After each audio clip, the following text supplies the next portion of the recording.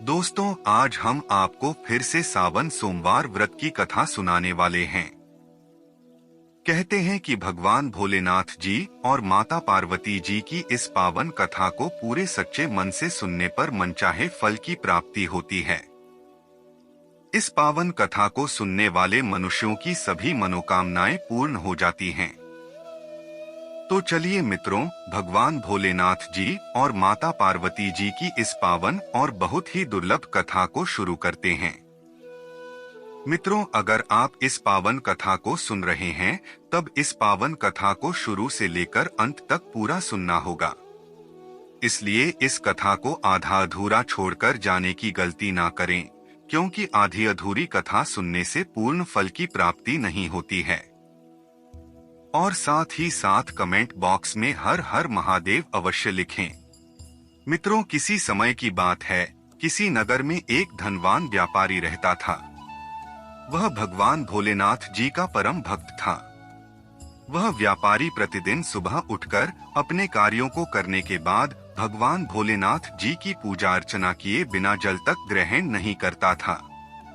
उसका छोटा सा व्यापार था जो बहुत ही अच्छा चल रहा था, इसलिए उसे व्यापार में बहुत लाभ मिल रहा था।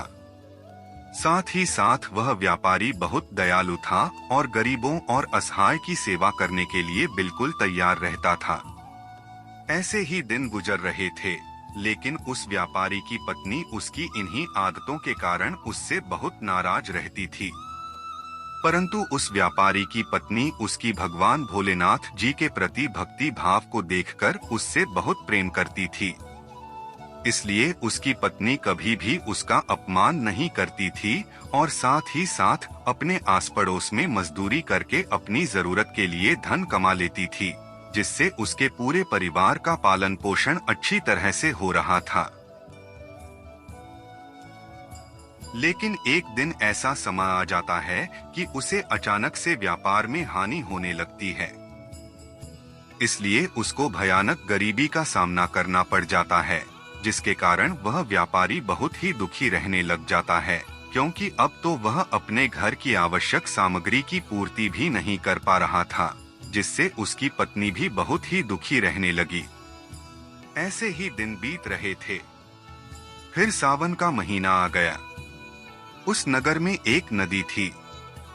अब तो वह व्यापारी प्रतिदिन की तरह सुबह उठकर अपने नित्य कार्यों को करने के बाद उस नदी में स्नान करने के लिए नदी की तरफ चला जाता था। उस दिन भी वह व्यापारी सुबह उठकर अपने सभी नित्य कार्यों को करने के बाद उस नदी की तरफ जा ही रहा था कि तभी संयोगवश उसी रास्ते से भगवान भोलेनाथ जी और माता पार्वती जी कहीं जा रहे थे। तभी अचानक से पार्वती जी उस व्यापारी को देख लेती हैं। आज वह व्यापारी सावन सोमवार के व्रत को लेकर बिल्कुल भी प्रसन्न नहीं था, जितना वह व्यापारी पहले हुआ करता था। लेकिन माता पार्वती जी को यह बात समझने में बिल्कुल भी देर नहीं लगी कि वह व्यापारी किस कारण से इतना दुखी है। फिर माता पार्वती जी भगवान भोलेनाथ जी से कहती हैं, हे प्रभु, यह व्यापारी प्रतिदिन आपकी पूजा अर्चना करता है और सावन के सोमवार के दिन शिवलिंग पर दूध भी चढ़ाता है। यह आपका सच्चा भक्त है, फिर भी आपको अपने इस भक्त की बिल्कुल भी परवाह नहीं है।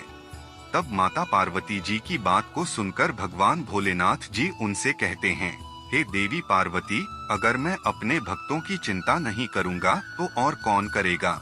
तब माता पार्वती जी भगवान भोलेनाथ जी से कहती हैं, हे नाथ, तो आपने अभी तक उस व्यापारी की मदद क्यों नहीं की। फिर भगवान भोलेनाथ जी माता पार्वती जी से कहते हैं, हे देवी पार्वती, आप निश्चिंत रहिए, अभी तक उसने शिवलिंग पर जितने भी बेलपत्र चढ़ाए हैं, वही बेलपत्र कल की रात्रि में उसे धनवान बनाएंगे। इतना कहकर माता पार्वती जी और भगवान भोलेनाथ जी वहां से चले जाते हैं। किंतु उसी रास्ते से आते हुए एक चोर ने एक पेड़ के पीछे छिपकर भगवान भोलेनाथ जी और माता पार्वती जी की सारी बातें सुन ली थी। फिर वह चोर अपने षड्यंत्रकारी मन में सोचने लगा कि अगर वह व्यापारी शिवलिंग पर चढ़े हुए बेलपत्र से धनवान बन सकता है, तो इसका मतलब है कि मैं भी धनवान बन सकता हूँ। यही सब सोचकर वह चोर उस व्यापारी के घर के समीप पहुंचकर उसके दरवाजे को खटखटाने लगता है। तब वह व्यापारी अपने घर का दरवाजा खोलता है और उस चोर से पूछता है, क्या हुआ भाई, तुम घर के दरवाजे को क्यों खटखटा रहे हो? फिर वह चोर जवाब देते हुए कहता है, हे भाई, क्या तुम मुझे अभी तक शिवलिंग पर चढ़ाए गए बेलपत्र दे सकते हो? मैं इसके बदले में तुम्हें 200 स्वर्ण मुद्राएं दूंगा। मित्रों, उस चोर की ऐसी बात सुनकर वह व्यापारी अपनी पत्नी से कहता है, हे प्रिय, तुम क्या कहती हो? क्या हमें उन बेल पत्रों को इस व्यक्ति को देना चाहिए या नहीं? तब व्यापारी की पत्नी अपने पति से कहती है, हे नाथ, पुण्य का दान किसी को देना ठीक तो नहीं है, लेकिन अगर आपका मन करे तो दे ही दीजिए, क्योंकि हमें भी धन की आवश्यकता है। इसलिए हमें उन बेल पत्रों को इस व्यक्ति को दे देना चाहिए। फिर व्यापारी ने उस चोर को सारे बेलपत्र एक बोरी में भरकर दे दिए। उसके बाद वह चोर उन बेल पत्रों को अपने साथ लेकर भगवान भोलेनाथ जी की शिवलिंग पर चढ़ाकर देखने लगा कि कब भगवान भोलेनाथ जी की कृपा उसके ऊपर होगी और कब वह धनवान बन जाएगा। वह चोर इसी प्रतीक्षा में बहुत देर से भगवान भोलेनाथ जी की शिवलिंग के सामने बैठा रहता है। उसे प्रतीक्षा करते करते दोपहर से रात हो जाती है, लेकिन कोई चमत्कार नहीं होता है और उधर वह चोर भगवान भोलेनाथ जी के चमत्कार को देखने के लिए बहुत ही उत्सुक हो रहा था। लेकिन आधी रात हो जाती है तो उस चोर के सब्र का बांध टूट ही जाता है। फिर वह चोर क्रोध में आकर शिवलिंग पर चढ़ाए गए बेलपत्र को झाड़ने लगा। तभी अचानक से उसके साथ चमत्कार होता है और उसके हाथ शिवलिंग से ही चिपके रह जाते हैं। लेकिन उसने अपने हाथों को शिवलिंग से बाहर हटाने का बहुत प्रयास करने लगा, किंतु वह शिवलिंग से अपने हाथों को हिला भी नहीं पा रहा था। फिर वह चोर परेशान होकर भगवान भोलेनाथ जी से क्षमा मांगने लगा। तभी अचानक से उस चोर के सामने साक्षात भगवान भोलेनाथ जी प्रकट होते हैं। तब वह चोर भगवान भोलेनाथ जी को प्रणाम करता है और उनसे कहता है, हे प्रभु, यह क्या हुआ? उस चोर की बात सुनकर भगवान भोलेनाथ जी उस चोर से कहते हैं, हे लालची मनुष्य, आज तूने उस व्यापारी से यह जो बेलपत्र खरीदे हैं, तू पहले उसे 5000 स्वर्ण मुद्राएं दे, तभी जाकर तेरे हाथ छूटेंगे। उसके दूसरे दिन जब वह व्यापारी मंदिर में पूजा अर्चना करने के लिए आता है और देखता है कि उस व्यक्ति के हाथ शिवलिंग से चिपके हुए हैं, जिसके कारण वह बहुत जोर जोर से विलाप कर रहा है। तब उस व्यापारी ने उससे पूछा, अरे भाई, तुम्हारे हाथ शिवलिंग से कैसे चिपक गए? फिर वह चोर उस व्यापारी से कहता है, मैं तुम्हें सारी बात बताऊंगा, लेकिन उसके पहले आप अति शीघ्रता से मेरे घर पर जाकर मेरे पुत्र से 5000 स्वर्ण मुद्राएं साथ में लेकर आने को कहिए। फिर वह व्यापारी उस चोर के घर पर जाता है और उसके पुत्र को साथ में 5000 स्वर्ण मुद्राएं लेकर चलने को कहता है। फिर वह व्यापारी और उसका पुत्र भगवान भोलेनाथ जी के उस मंदिर में पहुंच जाते हैं। उसके बाद वह चोर अपने पुत्र से उन 5000 स्वर्ण मुद्राओं को उस व्यापारी को देने के लिए कहता है। तब उसका पुत्र उसकी बात मान लेता है और उसे वे 5000 स्वर्ण मुद्राएं दे देता है। तभी अचानक से उस चोर के चिपके हुए हाथ भगवान भोलेनाथ जी की शिवलिंग से छूट जाते हैं और वह चोर उस व्यापारी को सारी बात बता देता है। यह पूरा दृश्य देखकर माता पार्वती जी भगवान भोलेनाथ जी से पूछती हुई कहती हैं, हे प्रभु, अभी तक आपने अपने उस व्यापारी भक्त को कोई धन नहीं दिया है। माता पार्वती जी की बात सुनकर भगवान भोलेनाथ जी माता पार्वती जी से कहते हैं, हे देवी पार्वती, मेरे पास कहाँ धन है जो मैं उसे दूंगा, लेकिन अब मेरा भक्त गरीब भी नहीं है, इसका प्रमाण आप स्वयं ही देख लीजिए। मित्रों, भगवान भोलेनाथ जी की जैसी कृपा उस व्यापारी पर पड़ी, उसी तरह आप सब पर भी पड़े, यही हमारी मनोकामना है। मित्रों, चलिए अब हम आपको सावन सोमवार व्रत की दूसरी कथा सुनाते हैं, क्योंकि कहा जाता है कि इस कथा को सुनने से ही व्रतधारी का व्रत पूरा माना जाता है। मित्रों, एक बार माता पार्वती जी भगवान भोलेनाथ जी को अपने पति के रूप में प्राप्त करने के लिए घोर तपस्या कर रही थी। माता पार्वती जी की घोर तपस्या को देखकर समस्त देवता भगवान भोलेनाथ जी के पास पहुँचे और उनसे माता पार्वती जी की मनोकामना को पूर्ण करने के लिए प्रार्थना करने लगे। तब भगवान भोलेनाथ जी ने माता पार्वती जी के पास उनकी परीक्षा लेने के लिए सप्त ऋषियों को भेज दिया और उनसे कहा कि आप भगवान भोलेनाथ जी के अलावा किसी दूसरे से विवाह कर लीजिए, लेकिन माता पार्वती जी सिर्फ भगवान भोलेनाथ के ही साथ विवाह करना चाहती थीं। उनके अलावा किसी दूसरे के साथ विवाह करने के लिए बिल्कुल तैयार नहीं थीं। विवाह से पहले सभी पति अपनी पत्नी के व्यवहार से परिचित होना चाहते हैं, इसलिए भगवान भोलेनाथ जी ने स्वयं ही माता पार्वती जी की परीक्षा लेने का निश्चय किया। तभी अचानक से जहां पर माता पार्वती जी भगवान भोलेनाथ जी को अपने पति के रूप में प्राप्त करने के लिए तपस्या कर रही थीं, उसी स्थान पर साक्षात भगवान भोलेनाथ जी प्रकट होते हैं और माता पार्वती जी को वरदान देकर अंतर्ध्यान हो जाते हैं। वहीं पास में एक नदी थी। उस नदी में एक लड़का स्नान कर रहा था। तभी अचानक से उस लड़के को एक मगरमच्छ पकड़ लेता है, जिसके कारण वह लड़का अपनी जान बचाने के लिए बहुत जोर जोर से चीखने लगता। जब माता पार्वती जी ने उस लड़के की चीख सुनी तो उनसे रहा नहीं गया। तब माता पार्वती जी उस लड़के के लिए भयभीत होकर उस नदी के पास पहुंच गईं और उन्होंने देखा कि एक मगरमच्छ उस लड़के को नदी के अंदर खींच कर ले जा रहा है। फिर लड़के ने माता पार्वती जी को देखकर माता पार्वती से कहा, हे माँ, मेरे माता पिता नहीं हैं और ना ही मेरा कोई मित्र है, इसलिए माँ आप ही मेरी रक्षा कीजिए। तब माता पार्वती जी उस मगरमच्छ से कहती हैं, तुम इस लड़के को छोड़ दो। माता पार्वती जी की बात सुनकर उस मगरमच्छ ने कहा, मुझे दिन के दूसरे पहर में जो भी जीव मिलता है उसे अपना भोजन बनाना मेरा नियम है, क्योंकि ब्रह्मा जी ने मुझे दिन के दूसरे पहर में जीव जंतुओं को अपना भोजन बनाने के लिए भेजा है और आज यह लड़का मेरे भोजन के समय में ही इस नदी में स्नान करने के लिए आ गया है। शायद भगवान भी यही चाहते हैं कि मैं इस लड़के को अपना भोजन बनाऊं, इसलिए मैं इसे। तब माता पार्वती जी उस मगरमच्छ से विनती करने लगी, तुम इस लड़के को छोड़ दो, इसके बदले में तुम्हें जो कुछ भी चाहिए मैं देने के लिए बिल्कुल तैयार हूँ। माता पार्वती जी की बात सुनकर मगरमच्छ ने कहा, मैं इस लड़के को एक शर्त पर छोड़ सकता हूँ।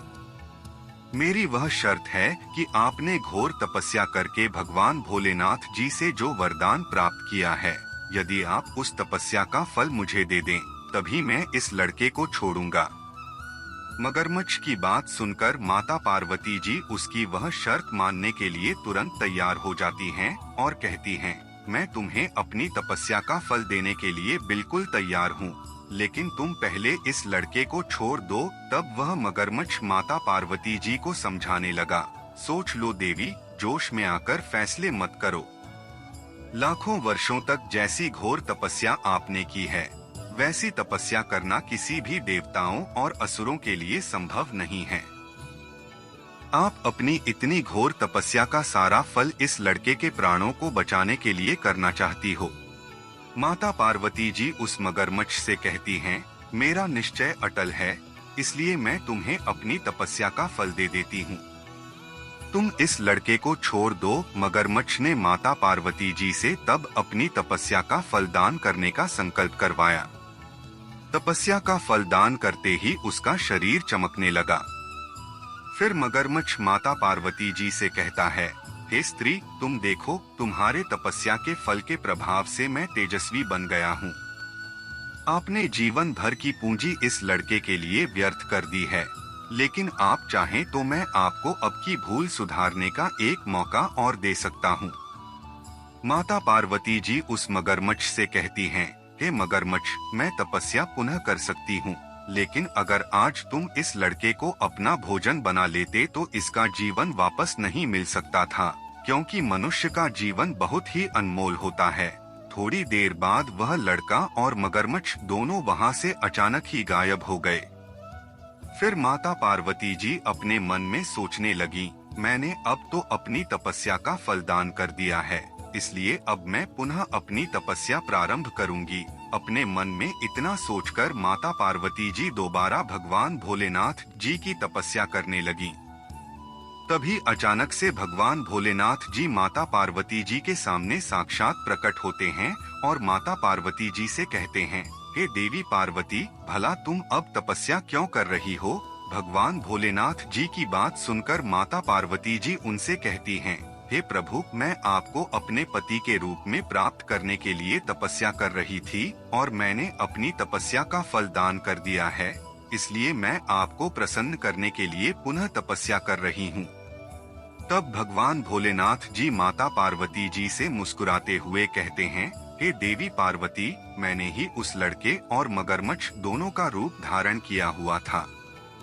मैं तुम्हारी परीक्षा ले रहा था कि तुम्हारा मन एक प्राणी मात्र के लिए अपने सुख और दुख का अनुभव करता है या नहीं। इसके लिए मैंने लीला रची थी, क्योंकि अनेक रूपों में दिखने वाला मैं एक ही हूँ और मेरे अनेक शरीरों में अलग अलग निरर्थक रूप हैं। इसलिए अब आपको पुनः तपस्या करने की कोई आवश्यकता नहीं है और हम आपसे अति प्रसन्न हैं। हम आपसे विवाह करने के लिए तैयार हैं। फिर माता पार्वती जी और भगवान भोलेनाथ जी का विवाह हो जाता है। मित्रों, चलिए अब हम आपको बता देते हैं कि सावन में भगवान भोलेनाथ जी की पूजा क्यों की जाती है और सावन सोमवार व्रत कब से प्रारंभ हुआ था। मित्रों, सावन सोमवार व्रत से जुड़ी एक अत्यंत महत्वपूर्ण पौराणिक कथा प्रचलित है। इस कथा के अनुसार माता पार्वती जी का जन्म पर्वतराज हिमालय के घर में हुआ था और बचपन से ही माता पार्वती जी भगवान भोलेनाथ जी को अपने पति के रूप में प्राप्त करने के लिए पूजा अर्चना करती आ रही थीं। वे गंगा नदी के तट पर सावन में 16 सोमवार का व्रत रख रही थीं। सावन सोमवार व्रत के दौरान माता पार्वती जी अन्नजल का त्याग करके समय व्यतीत कर रही थीं। वे सभी रथ में निरंतर सोमवार का व्रत रखती थीं और सावन में मूसलाधार वर्षा के दौरान खुले आसमान के नीचे बिना अन्नजल ग्रहण किए समय व्यतीत कर रही थीं। उनके पिता पर्वतराज हिमालय अपनी पुत्री को इस कष्ट में भगवान भोलेनाथ जी को प्रसन्न करने के लिए पूजा अर्चना करते हुए देखकर बड़े दुखी होते थे। ऐसे ही दिन बीत रहे थे। एक दिन की बात है, माता पार्वती जी भगवान भोलेनाथ की घोर तपस्या कर रही थीं और तब माता पार्वती जी की पूजा अर्चना देखकर देव नारद जी आकाश मार्ग से होते हुए पर्वतराज हिमालय के महल में पधारे। तब पर्वतराज हिमालय देवर्षि नारद जी को देखकर उन्हें प्रणाम करते हुए कहते हैं, हे देवर्षि नारद जी, कहिए मैं आपकी क्या सेवा कर सकता हूँ। तब देवर्षि नारद जी पर्वतराज हिमालय से कहते हैं, हे गिरिराज, मैं आज आपके महल में भगवान विष्णु जी के कहने पर आया हूँ, क्योंकि आपकी कन्या पार्वती ने कठोर तपस्या की है। उससे प्रसन्न होकर भगवान विष्णु जी आपकी पुत्री से विवाह करना चाहते हैं। इस बारे में आपकी क्या राय है? मैं आपकी राय जानना चाहता हूँ। देवर्षि नारद जी की बात सुनकर पर्वतराज हिमालय देवर्षि नारद जी से कहते हैं, हे देवर्षि नारद जी, आपने यह बात कहकर मेरी सारी चिंताएं दूर कर दी हैं। यदि स्वयं भगवान विष्णु जी मेरी पुत्री का वरदान करना चाहते हैं तो इसमें मुझे कोई आपत्ति नहीं है, क्योंकि वे तो साक्षात परम ब्रह्मा हैं। हर पिता की इच्छा होती है कि उसकी पुत्री अपने जीवन में सभी सुखों को प्राप्त करे। पिता की सार्थकता इसी में है कि उसकी पुत्री को अपने पति के घर जाकर पिता के घर से अधिक सुख मिले। उसके बाद पर्वतराज हिमालय ने अपनी पुत्री का विवाह भगवान विष्णु जी से करने की स्वीकृति दे दी। पर्वतराज हिमालय की स्वीकृति पाकर देवर्षि नारद जी भगवान विष्णु जी के पास गए और उन्हें विवाह के निश्चित होने का समाचार सुनाया। लेकिन जब माता पार्वती जी को इस विवाह की बात पता चली कि उनके पिताजी ने उनका विवाह भगवान विष्णु जी से करने के लिए स्वीकृति दे दी है, तब माता पार्वती जी बहुत ही दुखी हुई और उनके दुख का जैसे कोई ठिकाना ही नहीं रहा। इस बारे में सोचकर माता पार्वती जी बहुत ही चिंतित रहती थीं। तब उनकी एक सखी ने माता पार्वती जी से पूछा, अरे पार्वती बहन, तुम भगवान विष्णु जी से विवाह के बारे में सुनकर इतना दुखी क्यों हो गई हो? अपनी सखी की बात सुनकर माता पार्वती अपनी उस सखी को जवाब देते हुए कहती हैं, हे बहन, मैंने सच्चे हृदय से भगवान भोलेनाथ का वर्ण किया है, किंतु मेरे पिता ने मेरा विवाह भगवान विष्णु जी से करना निश्चित कर दिया है, इसलिए मैं विचित्र धर्म संकट में फंसी हुई हूँ। अब क्या करूँ? और अब मेरे पास अपने प्राण त्यागने के अतिरिक्त कोई दूसरा उपाय ही नहीं बचा है। इस पर उनकी सखी माता पार्वती जी से कहती हैं, हे बहन पार्वती, तुम्हें अपने मुख से ऐसी अशुभ बातें नहीं निकालनी चाहिए। संकट के दौरान हमें धैर्य रखकर ही कार्य करना चाहिए। नारी के जीवन की सार्थकता इसी में है कि वह अपने पति रूप में जिसे एक बार हृदय से स्वीकार कर ले, उसी से जीवन पर्यंत निर्वाह करे। सच्ची आस्था और एक निष्ठा के समक्ष तो ईश्वर को भी समर्पण करना पड़ जाता है।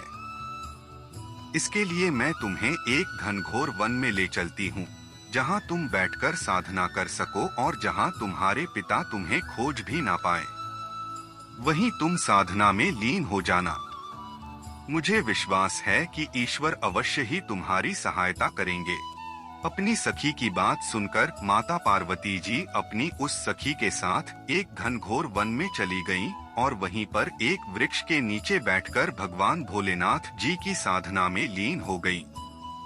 इधर पर्वतराज हिमालय अपनी पुत्री माता पार्वती जी को महल में ना पाकर बहुत चिंतित हो गए और अपने मंत्रियों से कहने लगे, मेरी पुत्री ना जाने आज कहाँ चली गई है। मैंने भगवान विष्णु जी से उसका विवाह करने का प्रण कर रखा है। अगर भगवान विष्णु जी बारात लेकर आ गए और मेरी पुत्री महल में ना हुई तो बहुत बड़ा अनर्थ हो जाएगा।